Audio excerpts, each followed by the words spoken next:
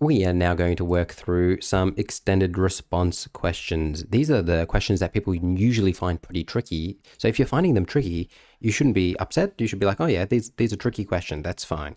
Okay, it says, an electrician charges $70 an hour, where X represents an hour, and an $80 call-out fee. Write an expression for the total cost for the number of hours worked. Okay, so we know that this electrician charges 70 times X, where X is the amount of hours. So think about it. If he worked 1 hour, he'll earn $70. If he works 2 hours, he'll earn $140. But then on top of this, he also charges $80 just for being called out. So just to call him costs $80. So it's going to be 70X plus 80. All right, next one. How much will it cost if the electrician works for 4 hours? So what you want to do here is simply sub in X is equal to 4.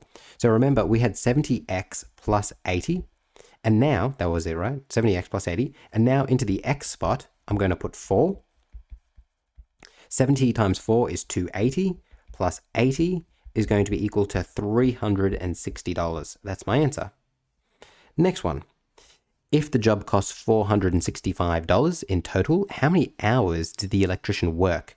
This right here, people, is the tricky one. It's tricky, so do not freak out if you find it tricky. There will be, a couple of tricky questions on your test, and the only way to get better at them is to do them. So, go through your textbook, find those reasoning questions, and just keep doing them. Try to do this one before I do it. That's how you get better.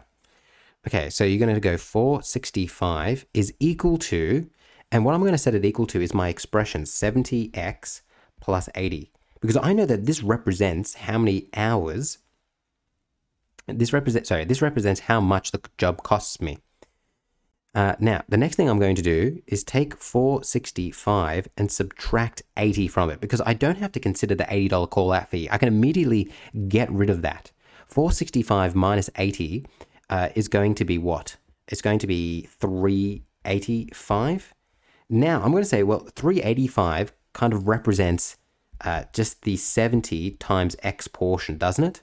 Because I'm getting rid of the call-out fee. That's why I've subtracted it. I get rid of the call-out fee. And now I'm just saying, well, 70 times how many hours will get me 385. To get this one, it's a bit tricky because it's just sort of the maths behind it. So you have to think through, all right, how would I do the maths here?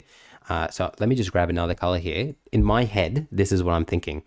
I'm thinking, all right, I know that 70 times 5 hours is going to cost $350. And the reason why I did that is because 350 is kind of close to 385.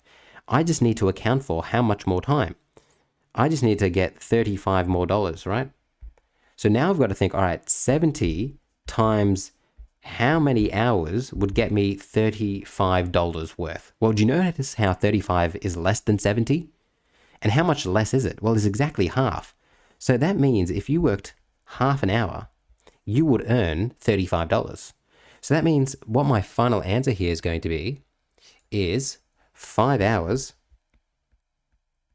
and half an hour, which is 30 minutes. Now that's a pretty tricky question, but if you get it, that's great. So that's how you do that extended response question. All right, we'll stop here and then we'll do the next one.